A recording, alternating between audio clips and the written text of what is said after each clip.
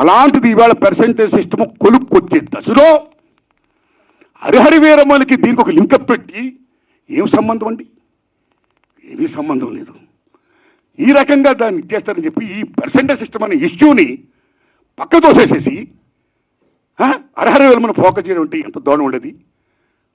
అది కరెక్ట్ కాదండి. అందుకని నేను మనస్ఫూర్తిగా ఇది ఫీల్ అయ్యే నేను చెప్పడం కోసమే నేను విజ్ఞప్తి చెప్తూ పవన్ కళ్యాణ్ గారిని విజ్ఞప్తి చేస్తున్నా, నేను చంద్రబాబు నాయుడు గారిని విజ్ఞప్తి చేస్తున్నా, దుర్గేష్ గారిని విజ్ఞప్తి చేస్తున్నా. పవన్ కళ్యాణ్ గారు మాట చెప్పారు, ఇండస్ట్రీ వారు వచ్చి గవర్నమెంట్ ఏర్పడ్డ వెంటనే వచ్చి పలకరించవచ్చు కదా, మర్యాద పూర్వక కలవచ్చు కదా అన్నారు. నేను శభాష్, కలవాలి రాజులు, మీరు కలుస్తాం. కానీ ఒక విజ్ఞప్తి చేస్తున్నాం, పూర్వకాలంలో రాజుల దగ్గరికి ఏదైనా ప్రజలకు సమస్య వచ్చినప్పుడు ధర్మగంట కొడితే లోపలికి వెళ్ళేవారు. దాని బిఫోరే రాజులే ప్రజల దగ్గరికి వెళ్ళేవాడు, రక్తబండి పెట్టేవారు.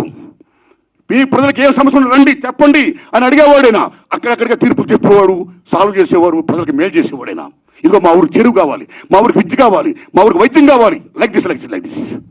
అలాగా మీ మినిస్టర్లు కూడా అయిన వెంటనే ఇండస్ట్రీని పిలిచి, రండి మీకేం సమస్యలు ఉన్నాయి, నేనేం చేయాలి, మేమేం చేయాలి అని చెప్తే మేము కూడా ఎంత ఆనందపడేవాళ్ళం అండి. మేము మీ బిడ్డలు అండి, చిల్డ్రన్ ఆఫ్ ది స్టేట్. మేము మీకు ఓట్లు వేసిన వాళ్ళమి, మిమ్మల్ని లెక్కించిన వాళ్ళమి, మీ బిడ్డలు మేము. You must be respect the people the same time who must respect the government. It's vice versa.